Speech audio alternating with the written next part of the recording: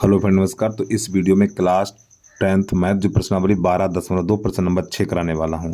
यदि आप class 10th के सभी वीडियो देखना चाहते हैं तो जो आपको स्क्रीन पे प्लेलिस्ट दिखाई दे रही है RRP 78 10th math class, YouTube पे सर्च करिए और हमारे सभी वीडियो देखिए।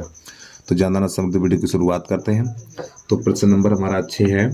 ऊंचाई 220 सेंटीमीटर और आधार का व्यास 24 सेंटीमीटर वाले एक बेलन जिस पर ऊंचाई 60 सेंटीमीटर और त्रिज्या 8 सेंटीमीटर वाला एक अन्य बेलन आरोपित है से लोहे का एक स्तंभ बना है। इस स्तंभ का द्रव्यमान ज्ञात कीजिए, जबकि 1 घन सेंटीमीटर लोहे का द्रव्यमान लगभग 8 ग्राम है। तो पाई का मान 3.41 लगाना है। थोड़ा समझिएगा, देखो यहाँ पे दो बेलन है, एक हमारा ये बड़ा है और एक छोटा है।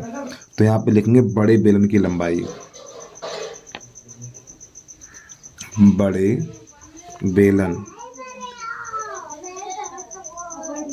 बेलन की ऊंचाई,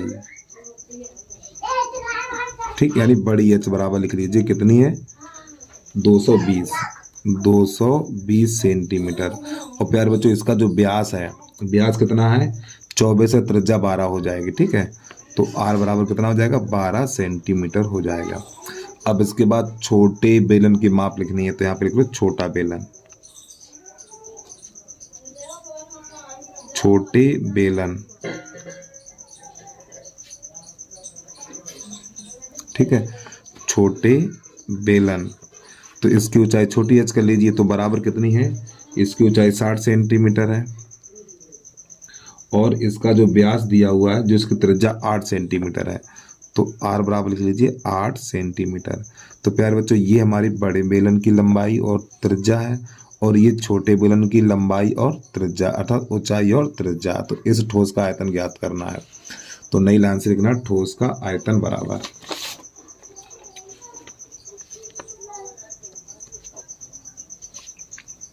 ठोस का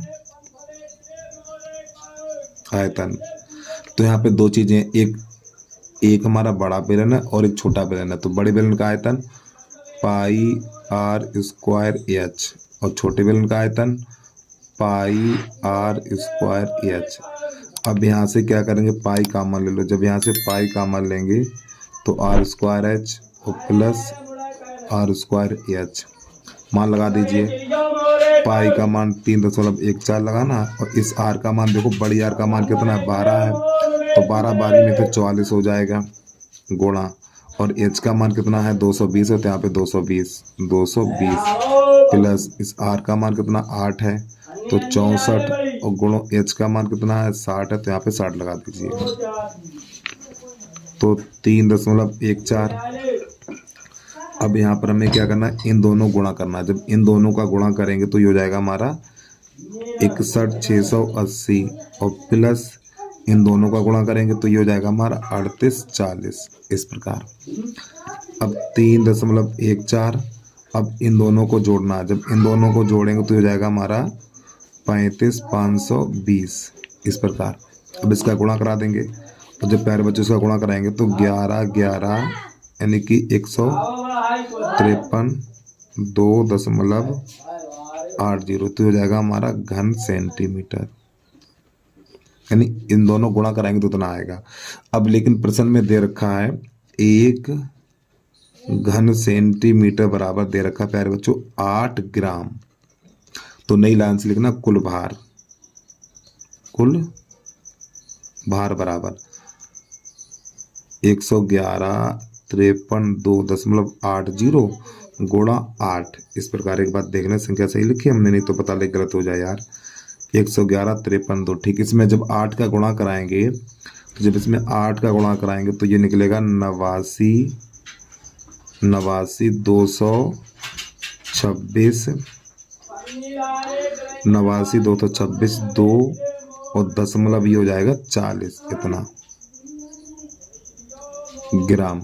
और प्यारे बच्चों ये ग्राम है। अब ग्राम को किलोग्राम में चेंज करने के लिए 1000 का लगाएंगे भाग, तो 89226.40, ठीक, और बटा 1000।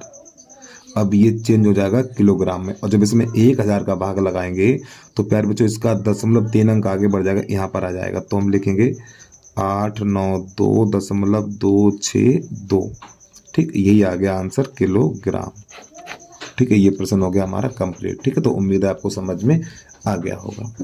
चलिए जल्दी से नोट कर लीजिए।